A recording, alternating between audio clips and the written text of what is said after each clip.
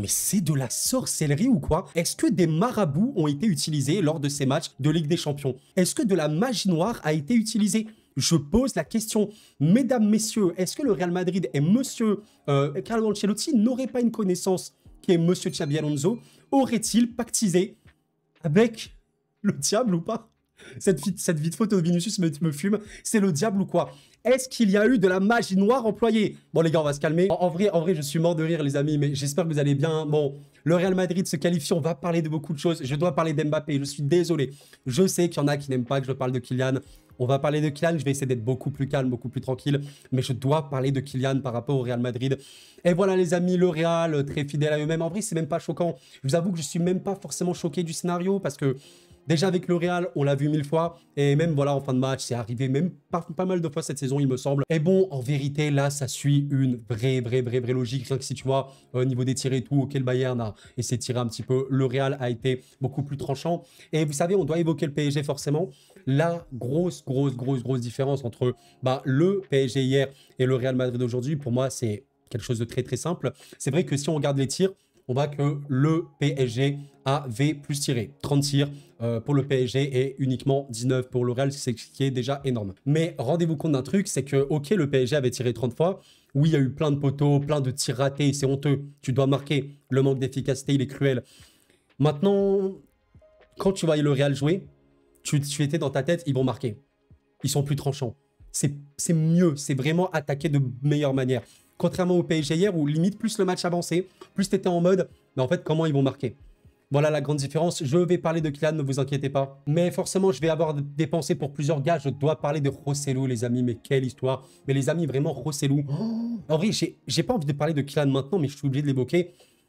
Kylian Mbappé arrive au Real pour évidemment remplacer Joselu, qui est bon déjà un remplaçant de base. Mais voilà, avec Kylian, Joselu n'existera quasiment plus dans le paysage du Real. Mais c'est dingue. Comme le dit Sin Bad Boy, Joselu, formé au Real. Il vient dépanner en prêt depuis l'Espagnol. Au poste de numéro 9 dans son club de cœur, qualifie le Real en finale de la LDC en entrant à la 81e sur un doublé. C'est un storytelling de fou. Et bon, apparemment, il est en prêt, il faudrait vérifier cette info. Mais c'est vraiment exceptionnel. Et en fait, voilà, ce club est spécial. Si vous êtes supporter du Bayern, j'ai une pensée pour vous. Mais voilà, il faut être aussi honnête. Le Bayern a voulu affronter le Real avec ses armes. Au match aller, tu aurais dû gagner pour te qualifier, clairement. Tu as fait de ton mieux sur ce match retour-là. Le Real a quand même été bien plus fort que toi, je pense, sur à peu près tout. Là, vraiment, il y a une forme de logique. Il y a vraiment une forme de logique. Pour moi, c'est des demi-finales super différentes de ce PSG Dortmund, où Dortmund mérite à 2 milliards de % sa qualification. Et le PSG, malgré avoir honnêtement eu une productivité trop faible, un danger créé beaucoup trop faible, a eu des grosses occasions, mais c'est un peu une punition. C'est comme si, voilà, je parlais de sorcellerie, machin, mais c'est une vraie punition en vérité. Le PSG, de par la production, ne méritait pas. Le Real aujourd'hui a produit. Ok, ils auraient pu être éliminés. Honnêtement, le Bayern aurait eu son mérite au match aller et avoir tenu le coup. Neuer, les gros arrêts et tout. Mais dans la logique, le Real était plus fort. Voilà les amis, c'est le football et vous savez, c'est très compliqué je trouve d'analyser le football d'aujourd'hui. On a beau, je pense, réfléchir de plein de manières différentes. Quand tu vois ce genre de match-là, encore une fois, regardez le PSG Dortmund hier, regardez le Real Bayern d'aujourd'hui. En vrai, ça se joue trop, soit sur la capacité du gardien à faire des arrêts de malade, soit à la capacité des attaquants ou des joueurs à avoir une finition clutch. C'est ça le football, voilà. Encore une fois, le PSG a été éliminé. Honnêtement, c'est une forme de logique, mais le PSG, même en jouant comme ils ont joué, ben, ils font pas 2 milliards de poteaux, ils tirent pas 2000 ballons dans l'espace, ben, le PSG est qualifié. Aujourd'hui, t'as Neuer qui glisse pas le ballon de ses mains, bah peut-être que le Real pousse et va pas réussir, et voilà. Les détails auraient été du côté du Bayern. Le football est tellement aléatoire. Aujourd'hui, nous avons une finale merveilleuse hein, entre le Real et Dortmund. On aurait pu avoir Bayern-PSG. C'est ça qui est dingue.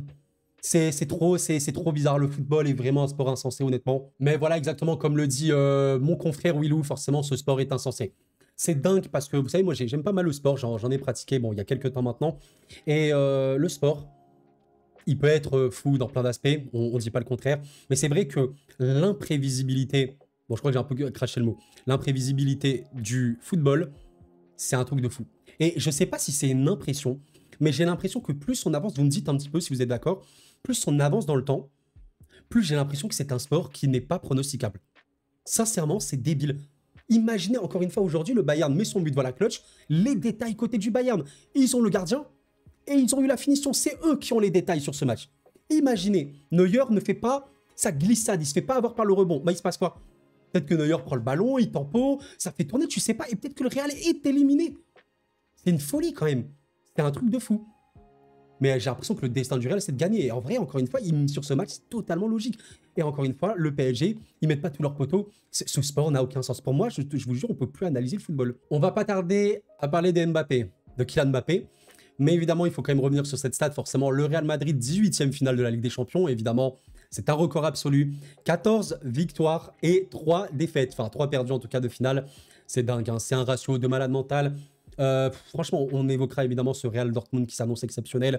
Oui, Dortmund peut totalement gagner. Oui, je sais qu'il y a toujours cet argument. Le Real, c'est le Real, ils ont le destin de gagner. C'est vrai, hein, le Real part favori, totalement, c'est totalement normal. Mais attention à Dortmund, mais ouais, j'ai l'impression que ce club est, bon, c'est juste un club différent. En fait, ce qui est très bizarre avec le Real Madrid, c'est un club où tu as beau réfléchir de 1000 manières différentes. Tu sais qu'en Ligue des Champions, en tout cas en Liga, c'est une histoire un peu plus compliquée. Mais en LDC, c'est comme ça. C'est limite, c'est écrit. Bon, je sais qu'il y a beaucoup de gens qui ne croient pas au destin, machin et tout.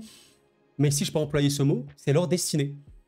C'est leur destinée. C'est pas forcément tout le temps le cas en Coupe du Roi, en Liga, etc. Mais en Ligue des Champions, c'est leur destinée. Le Real Madrid doit gagner en Ligue des Champions. C'est comme ça, c'est le script, c'est l'histoire. C'est un truc de malade. Cette équipe est indécente. C'est une Dream Team. C'est une Dream Team. Rossellou qui met un doublé. Mais c'est très fort. C'est très fort. Mais ça c'est très profond. Je crois un petit peu en tout ça. Vous savez, limite cette spiritualité liée au football, c'est très profond. Rossellou qui met un doublé, ça signifie un petit peu, mais c'est ça le Real. C'est ça le Real. C'est ça l'histoire du Real. C'est comme ça. C'est un club différent dans cette compétition et ça le restera jusqu'à la fin des temps. Peut-être qu'un jour, on aura, je sais pas, une décennie où le Real ne gagnera plus du tout. Mais je vois pas comment. C'est dans l'ADN du club. Les joueurs savent c'est quoi cette compète, c'est ancré, c'est le destin. J'ai parlé en début de vidéo de sorcellerie, de maraboutage et tout, mais si la magie existe, mais les gars, limite, c'est comme ça, ils doivent gagner. Ça va être une finale de malade contre Dortmund. J'ai trop hâte de voir cette finale qui s'annonce exceptionnelle. Après, c'est vrai qu'il y a eu un fait de jeu quand même, bon, que je pense important. Je vous avoue que j'ai pas revu les images, donc vous me dites au pire. Mais il y a eu un but du Bayern Munich à la dernière seconde. Un but qui a été refusé pour hors-jeu.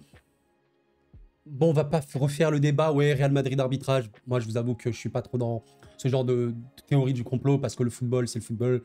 Bref, même si oui, voilà, ça peut aller en faveur du Real, mais il n'y a pas de corruption particulière. Bon, bah écoutez, apparemment, il y aurait peut-être un joueur du Real qui fait action de jeu, il n'y aurait pas en jeu. Je sais pas, vous me dites, mais je voulais quand même le mentionner. Ah, et le storytelling, il est très fort hein, concernant Bellingham également. Bellingham, première finale de Ligue des Champions contre son ancien club dans son pays. C'est quand même dingue, hein. C'est, vous savez, vraiment, Bellingham, c'est un peu le genre de Starboy. Limite, je vais parler de destin, mais c'est en mode son destin, c'est de gagner. Son destin, s'il est tracé, il est écrit, c'est comme ça. Et ouais, ce serait beau, hein, ce serait une histoire de malade. Cette image, les amis, elle me défonce. Un dernier espoir contre le satanisme, on est avec vous. Je suis mort de rire. Bon, PS, cette photo, elle est vraiment exceptionnelle. Le dernier espoir contre le satanisme, je vous jure que c'est trop drôle. Entre Xabi Alonso et Leverkusen et le Real Madrid cette saison. Les gars, je peux plus, c'est vraiment hilarant. Bon, parlons du sujet tabou quand même, les amis. Vous me donnerez votre avis. Dans la paix, dans la tranquillité, sans aucun problème. Kylian Mbappé Lotin. El Dictatore. Je rigole. En vrai de vrai, franchement, j'en parlerai, je pense, en vidéo, mais... Kylian Mbappé au Real Madrid, est-ce que c'est pas le transfert le plus forcé d'histoire du football? Bon, j'abuse, hein, je grossis vraiment énormément le trait, mais... Aujourd'hui, est-ce que le Real Madrid a besoin de Kylian? Oh, à une époque, oui, je suis d'accord, vraiment, c'était crédible. Benzema partait, il venait, machin, on n'en parle plus. Il y avait une logique, surtout quand Vinicius était un peu moins important au Real et tout. Il y a une logique. Mais en l'état, j'ai pas beaucoup d'arguments, honnêtement. Et honnêtement, on va me dire, ouais, mais Koro, attends, culture de l'instant. Non, vraiment pas, les amis, sincèrement pas. Parce que Kylian... Je vais pas dire sa pente, elle est descendante comme ça, en mode ultra chute, mais c'est au mieux de la stagnation, au pire, ça baisse quand même. Et ça dure pas que depuis quelques mois. C'est ça la vérité. Je vous avoue que il faudra se poser les bonnes questions si jamais Kylian va là-bas. Si le Real choque complètement en Ligue des Champions, il faudra se poser des vraies questions. Je ne souhaite pas évidemment ça aux supporters madrilènes, mais attention, attention quand même, je vous invite à me donner votre avis. Et voilà, pour moi, ça ne fait aucun doute que Kylian, dans l'absolu, c'est un excellent joueur. Bien sûr qu'il peut réussir au Real, mais je ne dis pas le contraire. Attention, amis madrilènes, je ne dis pas le contraire. Kylian peut réussir au Real. Je pense que niveau stats, même si c'est un autre championnat, bon, la Liga, ça ne défend pas aussi rugueux qu'en Ligue 1, donc ça va aller normalement par rapport à ça. Il pourra stater énormément, j'ai pas de doute là-dessus. Sincèrement, j'ai pas vraiment de doute. Donc, il mettra énormément de buts, mais dans les moments comme ça, voilà, est-ce qu'il aura un impact? En tout cas, si c'est le Kylian qu'on voit au PSG ces derniers temps, c'est laissé tomber, quoi, voilà. Mais on verra bien. Ça sera très, très intéressant à voir. Voilà, moi, ça, j'ai pas trop de doute quant au fait qu'il peut réussir, mais le transfert me paraît quand même un petit peu forcé parce qu'aujourd'hui, le Real est une équipe totale. Alors oui, non pas le numéro 9, mais regardez un petit peu, les amis. Je suis désolé, factuellement, c'est quoi le Real cette saison? Je crois que ça a été éliminé de la coupe de je sais plus quoi. Mais en Liga, bah, t'es exceptionnel. T'es la meilleure défense de loin, t'es hallucinant. En Ligue des Champions, t'es encore en finale. J'allais dire, tu risques de la gagner. Attention, les amis, je respecte énormément Dortmund, qui est une équipe fabuleuse, qui peut remporter sa Ligue des Champions, surtout sur une finale. Mais voilà, le Real, j'ai l'impression que c'est leur histoire, c'est leur destin de gagner. Et factuellement, bah, je pense que c'est la meilleure équipe du monde. Voilà, le Real est la meilleure équipe du monde, avec City peut-être en ce moment et tout. Bref, maintenant, c'est ça la vérité pour le Real Madrid. Donc, ok, le Real n'a pas ce numéro 9, machin et tout. Bon, Kylian n'est pas un 9. Je pense que ça se voit maintenant très très bien au PSG. Et même s'il vient sur un rôle hybride d'ailier ou faux 9, machin, c'est pas un playmaker. Bon, en ailier, il y a Vini qui est vraiment bon. Alors, Vini pourrait rentrer plus intérieur. Ça peut être un peu déséquilibrant, surtout que c'est pas un joueur qui fait des efforts sur le terrain. Donc, je sais que certains me diront, mais t'inquiète pas, Koro, Ancelotti, etc., lui feront comprendre qu'il faut faire les efforts. Peut-être. Ok, je dis pas le contraire. Mais j'ai tendance à penser que c'est dur de changer la nature innée. Kylian Mbappé, pendant toute sa carrière, ça n'a jamais été un joueur qui fait des efforts sur un terrain. Réellement, voilà, c'est pas un joueur qui collectivement, attention, je ne dis pas que Kylian n'est pas collectif, mais c'est un joueur qui collectivement peut beaucoup peser. Parce qu'il fait des différences individuelles, ok, mais voilà, ça peut être compliqué si tu cherches en tout cas beaucoup d'équilibre, etc. Et voilà la vérité, les amis, cette saison, le Real Madrid, sans Benzema, avec Rossellou, qui a marqué un doublé contre le Bayern Munich, est en finale de Ligue des Champions. Et si Rossellou marque en finale, le but de la victoire, on dira quoi? Le Real l'a fait sans Kylian. En plus, ils ont chopé la Liga. Avec leur équilibre exceptionnel, leur fameux trident Bellingham, Rodrigo, Vinicius légendaire, ils ont fait ça sans Kylian. Je sais pas quoi vous dire. On verra bien. J'ai pas de doute quant au fait que oui, le Real avec Kylian peut être monstrueux. Maintenant, dans l'intérêt et dans l'optique équilibre, est-ce que c'est la meilleure chose? I don't know. Vous me dites un petit peu ça en commentaire. Bon les amis, on arrive bientôt à la fin de ce débrief. Je veux quand même avoir des mots pour le Bayern et on conclura sur un truc par rapport au Real. Voilà, le Bayern, j'ai quand même une pensée pour eux parce que c'est un immense club. Ils auraient pu tenir à la finale. Hein. Rosselló marque vraiment en fin de match. Bah, c'est dommage pour eux et je pense que c'est aussi le reflet que c'est un club qui ne va pas bien en ce moment. C'est un club qui, il faut savoir, en Bundesliga a énormément eu du mal, surtout défensivement. C'est dingue et on l'a vu ce soir. Le Bayern, défensivement, peut avoir énormément de mal. Et je pense qu'il y a eu une crise interne importante depuis le départ de Nagelsmann, etc. Ça pèse cash, mais dans l'absolu, il y a toujours des joueurs de dingue, des joueurs de fous furieux. C'est fou, hein, c'est fou, mais ça s'est joué à rien, encore une fois. Le Bayern aurait pu aller en finale, mais ils n'ont pas tenu. Et voilà. Neuer, il va s'en vouloir, je pense.